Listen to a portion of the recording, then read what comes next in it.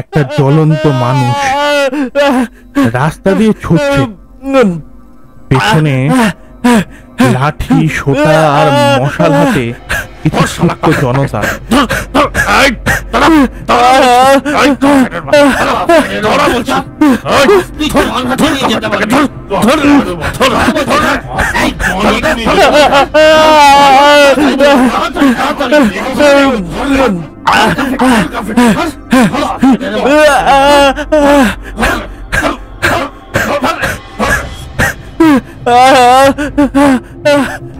একবিংশ শতকের কলকাতা শহরের উপকণ্ঠে এমন দৃশ্যকে কল্পনা করা যায়?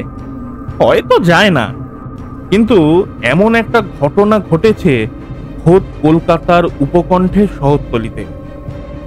এই ঘটনাটি অনেকেই প্রত্যক্ষ করে শিহরিত হয়েছে, কিন্তু কোনো প্রতিবাদ ওঠেনি, না রাজনৈতিকভাবে, না কোনো ধর্মীয় বা সামাজিক সংগঠনের পক্ষ থেকে। এত বড় একটা ঘটনা কিন্তু কোনো প্রচার মাধ্যমে উঠে আসেনি। সেদিন সন্ধ্যের পর ঘরে বসে টিভি দেখছিল পঞ্চম। হঠাৎ চিৎকার চেঁচামেচি শুনে বাইরে বেরিয়ে এসে দেখে একটা জ্বলন্ত দেহ পাশের গ্রাম থেকে ছুটে আসছে, যেন তাকে তাড়িয়ে নিয়ে আসতে কিছু প্রতিহিংসা পরায়ণ মানুষ। বাড়ির সবার নিষেধ অমান্য করে রাস্তার দিকে এগিয়ে যায় পঞ্চম। ক্ষিপ্র জনতা নিজেদের গ্রামের সীমানা পেরোতে সাহস করেনি। মানুষটি তখনও জ্বলছে। পঞ্চম একটা ধাক্কা মেরে তাকে পাশের একটা পুকুরের মধ্যে ফেলে দেয়। আগুন অনেকটা নিভে এসেছিল, জলে পড়ে সম্পূর্ণ নিভে যায়। পঞ্চম এবার জলে নেমে মানুষটিকে তুলে নেয়। বছর 25-এর সুঠাম যুবক, দেহের 50 ভাগ পুড়ে গেছে। ততক্ষণে কয়েকজন লোক এসে দাঁড়িয়েছে আশেপাশে।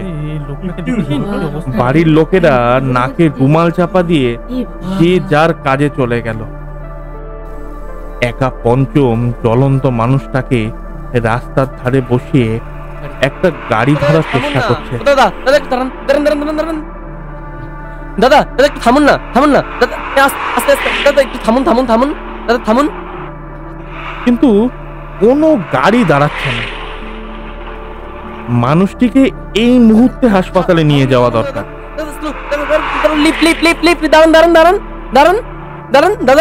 এখান থেকে মাইল 5 দূরে সরকারি হাসপাতাল। অবশেষে একটা ভ্যান রিক্সা পাওয়া গেল, তাতে মানুষটিকে তুলে নিয়ে ছুটলো হাসপাতালের দিকে। এবার মানুষটির সঙ্গে কথা বলার চেষ্টা করে পঞ্চম। মুখটা তেমন পড়েনি, ক্ষীণ কণ্ঠে কথা বলতে পারছে মানুষটি। অরিন্দম সেনের বাড়ি নবগ্রামে। বাবা অবিনাশ সেন প্রাইমারি স্কুলের টিচার। 3 ভাই বোনের মধ্যে অরিন্দম বড়। বিএসসি পাশ করে একটা কম্পিউটার কোম্পানিতে কাজ করে। মেজ বোন অঞ্জলি গ্রামে স্কুলের প্যারা টিচার। ছোট ভাই অঞ্জন এবার হায়ার সেকেন্ডারির পরীক্ষার্থী। কলেজে পড়ার সময় ফতেপুরের রমজান আলীর মেয়ে তহমিনার সঙ্গে অরিন্দমের ভালোবাসা হয়। দুজনেই ব্যাপারটি গোপন রাখে। বাড়ির লোক তো নয়ই, সহপাঠীদের মধ্যেও ব্যাপারটি কেউ আঁচ করতে পারেনি। অরিন্দম একদিন মায়ের কাছে সব খুলে বলল। মা বললেন, অসম্ভব, এ সম্পর্ক কেউ মেনে নেবে না। তুই কি করেছিস? তোকে নিয়ে আমাদের এত আশা ভরসা, আর তুই সব ধুলো মিশিয়ে দিলি। এ কি করলি বাবা? ওই মানুষটা এ কথা শুনলে যে আত্মঘাতী হবেন। আত্মীয় স্বজন সব তোর দিকে চেয়ে আছে, আর তুই কিনা শেষে। মায়ের গলা বুঝে আসে। অরিন্দম বলে, মা তুমি একবার ওকে দেখো, একটু কথা বলো, তখন বুঝতে পারবে আমি আমি কেন এই কাজ করেছি। আমার দেখা কথা বলা বড় কথা নয়। সমাজ সংস্কার কি এটা মেনে নেবে? ওদের সমাজও তো এটা কিছুতেই মানবে না। ওদের সমাজের কথা ছেড়ে দাও মা, তুমি মেনে নিলেই আমার সব হয়ে যাবে। কথা বলতে বলতে হাঁপিয়ে উঠেছে অরিন্দম। পঞ্চম বলল, থাক থাক থাক, এখন আর কথা বলো না, তোমার কষ্ট হচ্ছে। আমরা হাসপাতালের কাছাকাছি এসে গেছি। তুমি ভর্তি হও, চিকিৎসা হোক, সুস্থ হয়ে ওঠো, তখন তোমার সব কথা শুনবো।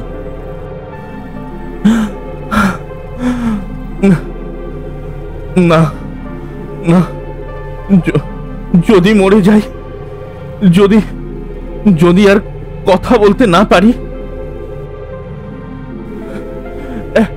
একজনকে অন্তত সব কথা শুনিয়ে যাই। একটু থেমে সে আবার বলতে শুরু করে।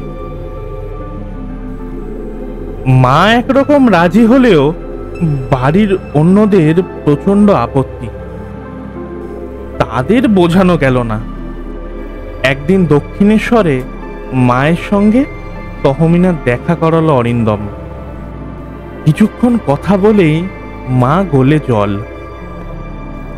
রামায়ণ, মহাভারত, পুরাণ থেকে অজস্র উদাহরণ দিয়ে প্রমাণ করল মেয়েদের কোনো জাত নেই, স্বামীর জাতি তার জাত। ভগবান শ্রীকৃষ্ণ অনার্য জাম্ববতীকে বিবাহ করেছিলেন। ক্ষত্রিয় রাজকুমার ভীম মাতা কুন্তির আদেশে রাক্ষসী হিড়িম্বাকে বিবাহ করেছিলেন। আবার ক্ষত্রিয় রাজা যজাতি বিবাহ করেছিলেন উগ্র ব্রাহ্মণ শুক্রাচার্যের কন্যা দেবযানীকে। এসব বিবাহ তো অবৈধ হয়নি, সমাজ তো সব মেনেও নিয়েছিল। ওরা ছিলেন সব মহাপুরুষ, রাজরাজরা, ওদের কথা আলাদা। আমরা যে সাধারণ মানুষ মা, সমাজ নিয়ে আমাদের চলতে হয়, সমাজের বিধি নিষেধ মানতে হয়। এই সমাজের আগলটা আমাদের ভাঙতে দাও না মা। আমরা সবাই তো অমৃতের সন্তান, তবু কেন এত জাত, কেন এত বিভেদ, কেন এত হানাহানি? বাবা, তোর সঙ্গে কথায় আমি পেরে উঠবো না মা। এই বয়সে এত কথা তুই কোথায় শিখলি? খুব বই পড়িস বুঝি? বইয়ে তো সব কথা লেখা থাকে না মা, কিছু কিছু জিনিস অন্তর দিয়ে উপলব্ধি করতে হয়। ওরে বাবারে, এ যে আমার শাশুড়ি ঠাকুরুনের মতো কথা বলে। তোকে যত তাড়াতাড়ি পারি আমার কাছে নিয়ে যাব। তহমিনা সুন্দরী, হিন্দু ঠাকুর দেবতার প্রতি প্রগাঢ় বিশ্বাস, শ্রীরামকৃষ্ণ বিবেকানন্দের পরম ভক্ত। এই বয়সেই রামায়ণ, মহাভারত, পুরাণ, উপনিষদ পড়ে নিয়েছে। শুধু পড়া নয়, আত্মস্থ করেছে। ভালো রবীন্দ্রসঙ্গীত গাইতে পারে। কলেজের এক সাংস্কৃতিক অনুষ্ঠানে তহমিনার সঙ্গে আলাপ হয় অরিন্দমের। তারপর ভালোবাসা। অরিন্দম প্রথমে ভয় পেয়েছিল, মুসলমানের মেয়ের সঙ্গে প্রেম। জানাজানি হয়ে গেলে তহমিনাই সাহস জুগিয়েছে, ভয়কে জয় করার সাহস। বিএ পাশ করার পর বাড়ি থেকে তহমিনার বিয়ের সম্বন্ধ দেখতে থাকে। ভালো ভালো পাত্রের সন্ধানও আসে। কেউ পাতিপুকুরের মাছের আড়তদার, কারোর কোলে মার্কেটে কাঁচা সবজির ব্যবসা, আবার কেউ বা ট্যাংরার চামড়ার কারবারি। সব পয়সাওয়ালা। তহমিনা বলে, তুমি একটা চাকরি জোগাড় করে আমাকে আগে উদ্ধার করো, তারপর আমি একটা কাজ পেয়ে গেলে তুমি আবার পড়াশোনা শুরু করবে। আমি তোমার কেরিয়ার নষ্ট করব না। ভালো ছাত্র হওয়া সত্ত্বেও এমএসসি পরীক্ষা না দিয়ে অরিন্দমকে চাকরি করতে হলো। বাবা বললেন, পরীক্ষা না দিয়ে এই মুহূর্তে তোমার চাকরির কি প্রয়োজন ছিল? না, চাকরিটা হঠাৎ পেয়ে গেলাম, মাইনেও ভালো দেবে। এবার থেমে যায় অরিন্দম, বলে,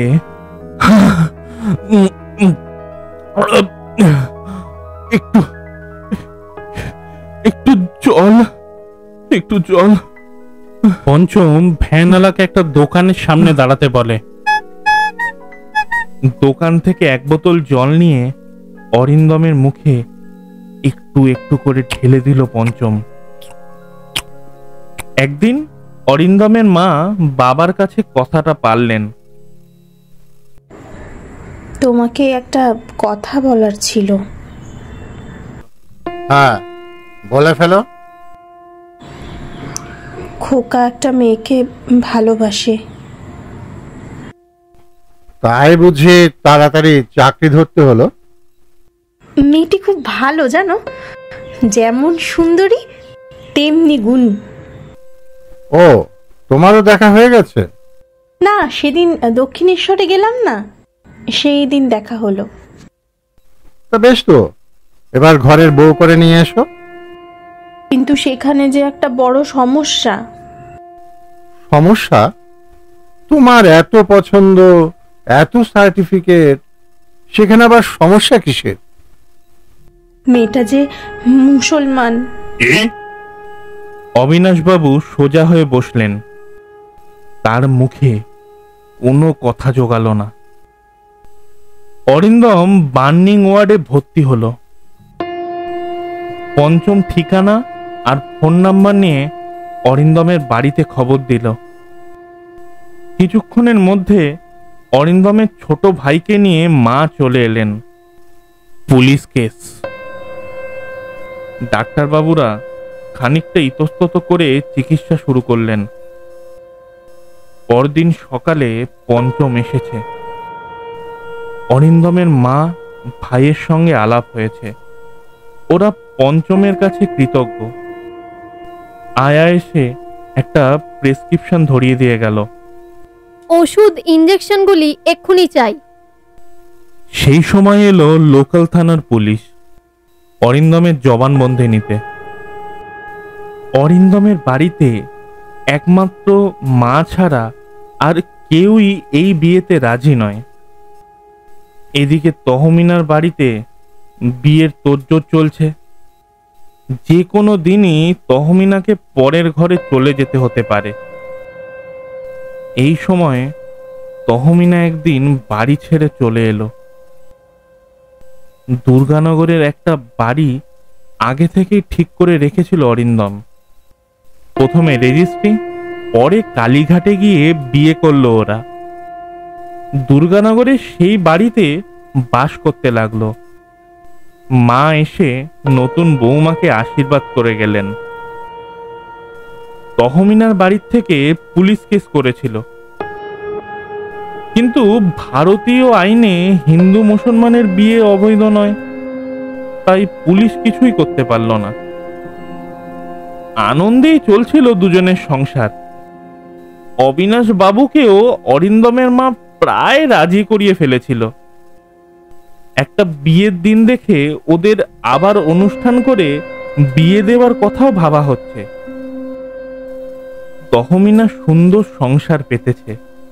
হাতে শাখা, সিঁথিতে সিঁদুর, লাল পেরে শাড়ি পরে বৃহস্পতিবার সন্ধেবেলায় লক্ষ্মীর পাঁচালি পড়ছে। প্রতিবেশিনী একজন মাসিমা সেদিন বলেই ফেললেন, বৌমা কি বামুনের ঘরের মেয়ে নাকি গো? তহমিনা হাসে, কোনো উত্তর দেয় না।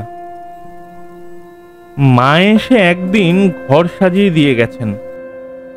বৌমার গলায় 1.5 ভরি ওজনের সোনার হার পরিয়ে আশীর্বাদ করেছেন। নাটক দেখা তহমিনার একটা নেশা। প্রতি রবিবার ওরা নাটক দেখতে যায়।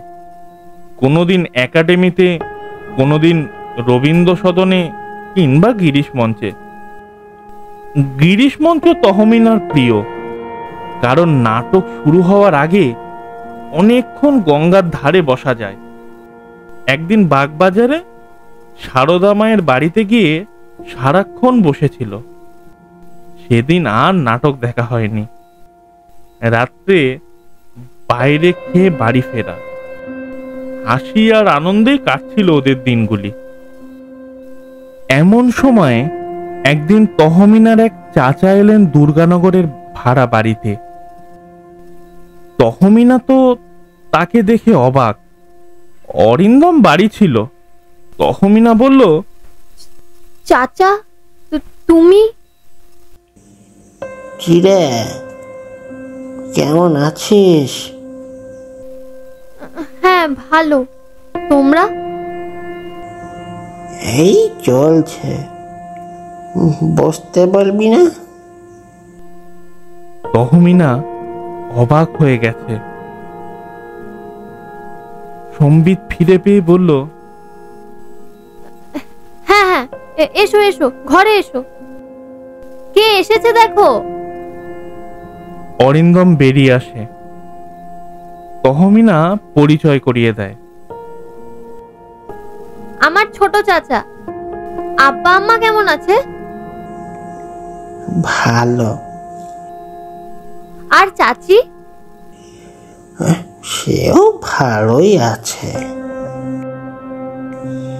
শোনো তোমরা, যে জন্য আমি এসেছি, প্রথমে আমাদের একটু ভুল বোঝাবুঝি হয়েছিল, তবে এখন আমাদের পরিবারের সবাই তোমাদের বিয়ে মেনে নিয়েছে। তোমাদের বিয়ের ব্যাপারে আর আমাদের কোনো আপত্তি নেই। দাদা আমাকে পাঠিয়েছেন তোমাদের সঙ্গে নিয়ে যেতে। চলো, বাড়িতে সবাই তোমাদের জন্য অপেক্ষা করে আছেন। আজ রাতে দাদা আবার একটা অনুষ্ঠানের আয়োজন করেছেন। আত্মীয় স্বজন, বন্ধু বান্ধব সবাই থাকবে। নাও নাও, তোমরা তৈরি হয়ে নাও। আজকেই? দু একদিন পরে গেলে হয় না? না রে, তোদের দেখার জন্য সবাই উদ্গ্রীব হয়ে আছে। তোরা আম্মা আর চাচি তো কেঁদে কেটে অস্থির। নে, তাড়াতাড়ি তৈরি হয়ে নে। আমি একটা গাড়ি নিয়ে এসেছি। প্রথম মেয়ে জামাই বাড়ি যাবে, বাড়ি গিয়ে তোদের গল্প শুনবো। বাবা, যা একখানা খেল তোরা দেখালি। নাও নাও, দেরি করো না। তোমার জন্য একটু চা অন্তত করি। তুই তো জানিস যে আমি চা বড় একটা পছন্দ করি না। তুই বরং নে, তাড়াতাড়ি তৈরি হয়ে নে। চাচা, একটু শোনো। আচ্ছা, ও গেলে ওর কোনো অসম্মান হবে না তো?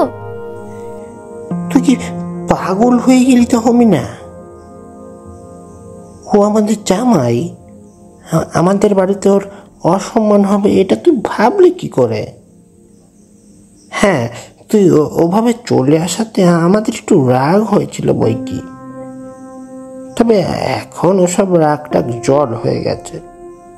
নে চল। নাও বাবাজি, তৈরি হয়ে নাও। শ্বশুর বাড়িতে তোমার আবার এক পাল সালাসালি, খেলা সামলাতে আবার অস্থির হতে হবে। ভিতরের ঘরে গিয়ে তহমিনা অরিন্দমকে বলল,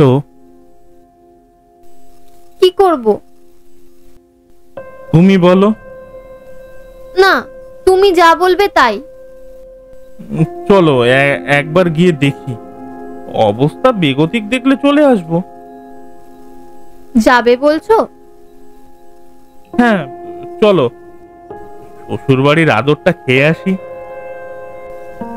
যদি কিছু অসুবিধা হয়, যদি... আরে চলো তো, ওনাকে তুমি কি করে না করবে বলো। ওরা কিছুক্ষণের মধ্যে তৈরি হয়ে গাড়িতে উঠে গেল। ঘন্টাখানেকের মধ্যে ওরা পৌঁছে গেল ফতেপুরের রমজান আলীর বাড়িতে। আদর আপ্যায়নের ত্রুটি ছিল না। প্রথমটায় অরিন্দমের মনেও একটু ভয় ছিল, কিন্তু ওদের ব্যবহারে তা কেটে গেল। ও বাড়িতে গিয়ে তহমিনাকে দুই একবারের বেশি দেখেনি অরিন্দম। সন্ধ্যের দিকে ওদের কিছু আত্মীয় স্বজন এলো। গালে দাড়ি, মাথায় টুপি, বয়স্ক মানুষ সব। একটা বড় ঘরে সবাইকে বসতে দেওয়া হলো। ওই ঘরে অরিন্দমকে নিয়ে এলেন শ্বশুর রমজান আলী। সবার সঙ্গে পরিচয় করিয়ে দিলেন। তারপর যা বক্তব্য, অরিন্দম তা কল্পনাও করতে পারেনি। রমজান আলী বললেন, বাবাজি, তুমি আমার মেয়েকে বিয়ে করেছ। প্রথমটাই আমাদের অমত থাকলেও এখন আমরা মেনে নিয়েছি। সবাই সমস্বরে বলে উঠল, কিন্তু বাবাজি, বিয়ে করলেই তো হলো না। একজন মুসলমান মেয়েকে তুমি তখনই বিয়ে করতে পারো যখন তুমি নিজে মুসলমান হবে। আজ মুসলমান হওয়ার পক্ষে একটা পবিত্র দিন। আমাদের মৌলভী সাহেব এসে গেছেন। উনি তোমাকে কলেমা পড়িয়ে মুসলমান করিয়ে নেবেন। প্রতিটি মুসলমান পুরুষের সুন্নত করা অপরিহার্য। খন্দকার সাহেব উপস্থিত আছেন, উনি ওই কাজটি করবেন। ওই দুটো কাজ হয়ে গেলেই তোমাকে আমরা জামাই হিসাবে মেনে নেব। না, এ অসম্ভব, অরিন্দম বলে। এই সময় হঠাৎ পাগলের মতো ছুটে আসে তহমিনা। চিৎকার করে বলে, না না, ও এই কাজ কখনো করবে না। স্বামীর ধর্মই মেয়েদের ধর্ম, ওর ধর্মই আমার ধর্ম। কিছুতেই ধর্মান্তরিত হবে না ও। আর একজন বয়স্ক পুরুষের সুন্নত হলে সে বাঁচতে পারে না। ওকে তোমরা মেরে ফেলার ষড়যন্ত্র করেছো। আমরা এক্ষুনি এ বাড়ি ছেড়ে চলে যাচ্ছি। এখানে কি করে এলো? একে এখান থেকে সরিয়ে নাও। গর্জন করে বলে ওঠে রমজান আলী। কয়েকজন মিলে তহমিনাকে ধরে সরিয়ে নিয়ে যায়। হঠাৎ তাদের মাঝখানে ঝাঁপিয়ে পড়ে অরিন্দম চিৎকার করে ওঠে, খবরদার, কেউ ওর গায়ে হাত দেবে না। তোমরা ষড়যন্ত্র করে আমাদের এখানে এনেছো। আমরা এই মুহূর্তে এখান থেকে চলে যাচ্ছি। তহমিনার হাত ধরে বলে, চলো, এখানে আর নয়, ওরা বিশ্বাসঘাতক, চলো। মুহূর্তের মধ্যে হিংস্র হয়ে ওঠে উপস্থিত লোকগুলি। একজন চেঁচিয়ে বলে, কোথায় যাবি রে কাফেরের বাচ্চা? বাঘের গুহায় পা দিয়েছিস। পালানো এত সহজ নয়। এই, তহমিনাকে নিয়ে যা, ঘরের তালা বন্ধ করে রাখ। না, আমি যাব না। ওকে তোমরা ছেড়ে দাও। আমরা চিরদিনের মতো চলে যাব। আমাদের যেতে দাও। তুই ঘরে যা তহমিনা। কাফেরের বাচ্চাটাকে কবরের পাঠাবার ব্যবস্থা।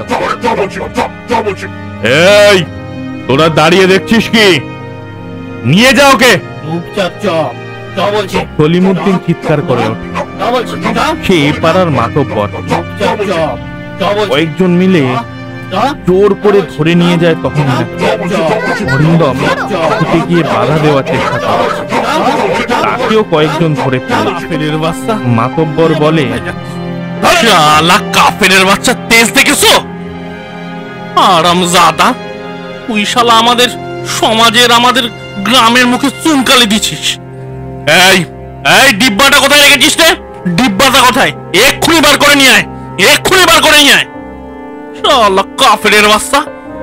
একজন একটা কেরোসিন ভর্তি জার এগিয়ে দেয়। কয়েকজন অরিন্দমের হাত ধরে রাখে। একজন সারা গায়ে কেরোসিন ঠেলে দেয়। ছাড়ো, ছাড়ো।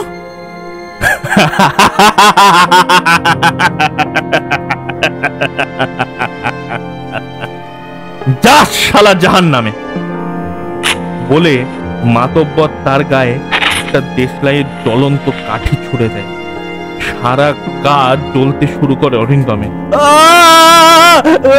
সারা পেয়ে উদ্ভ্রান্তের মতো রাস্তা দিয়ে ছুটতে থাকে। পেছনে মারমুখী মানুষগুলি নিজেদের গ্রামের সীমানায় এসে তারা থমকে দাঁড়ায়। জ্বলন্ত মানুষটি তখনও পুলিশ অরিন্দমের জবানবন্দি নিয়ে চলে গেল। চিকিৎসায় ভালো সাড়া দিচ্ছে অরিন্দম। ওদিকে তহমিনার বাবা, চাচা সহ কয়েকজনকে পুলিশ গ্রেপ্তার করেছে। পঞ্চম একটি মাঝারি খবরের কাগজের জেলা সংবাদদাতা। সে একটা ফিচার করে খবরটি দপ্তরে পাঠিয়েছিল। সম্পাদক তাকে ডেকে বললেন,